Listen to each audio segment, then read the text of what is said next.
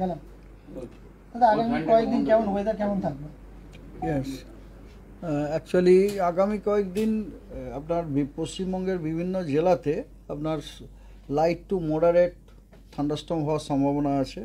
তার সাথে lightning rain হওয়ারও সম্ভাবনা আছে। প্রথমে কলকাতা দিয়ে শুরু করা যাক। কলকাতায় আজকের যে ওয়েদার ফোরকাস্ট সেটা হচ্ছে পার্টলি ক্লাউডি স্কাই এবং আপনার বিকেলের দিকে রেন থান্ডার শাওয়ার হওয়ার সম্ভাবনা আছে। আগামীকালও কলকাতাতে থান্ডারস্টর্ম উইথ রেন অ্যান্ড লাইটনিংয়ের সম্ভাবনা আছে। আগামী পরশু দিন, অর্থাৎ আগামী পরশু মনে হচ্ছে 29, আগামীকাল হচ্ছে 30, হ্যাঁ 1 তারিখে কলকাতার ওয়েদার পার্টলি ক্লাউডি স্কাই এবং possibility of moderate rain and thunderstorm. 2 তারিখে thunderstorm with rain and lightning. 3 তারিখেও তাই, thunderstorm with rain and lightning. 4 তারিখে আংশিক মেঘাচ্ছন্ন এবং 1-2 স্পেল আপনার রেনফল হওয়ার সম্ভাবনা আছে, হালকা বৃষ্টিপাত তার সাথে থান্ডার শাওয়ার। আর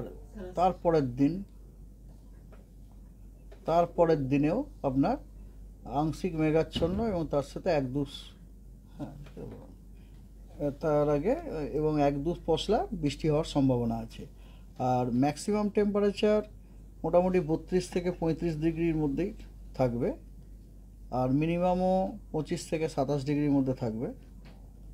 দমদম কলকাতার একটা স্টেশন, আগেরটা যেটা বললাম কলকাতা সেটা হচ্ছে আলিপুরের, আর একটা হচ্ছে দমদম।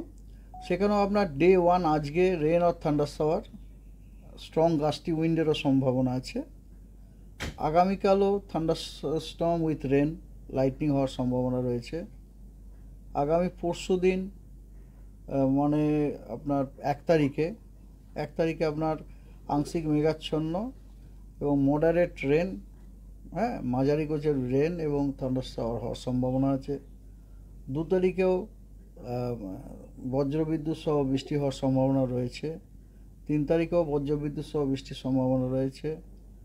4 তারিখে আংশিক মেঘাচ্ছন্ন, 2-1 পশলা বৃষ্টি থান্ডারস্টর্মের সাথে। 5 তারিখেও তাই। এবং দমদমে ম্যাক্সিমাম টেম্পারেচার 32 থেকে 36-এর মধ্যে থাকবে কদিন, আর মিনিমাম 24 থেকে 27-এর মধ্যে। এটা গেল কলকাতা। এরপরে লেটাস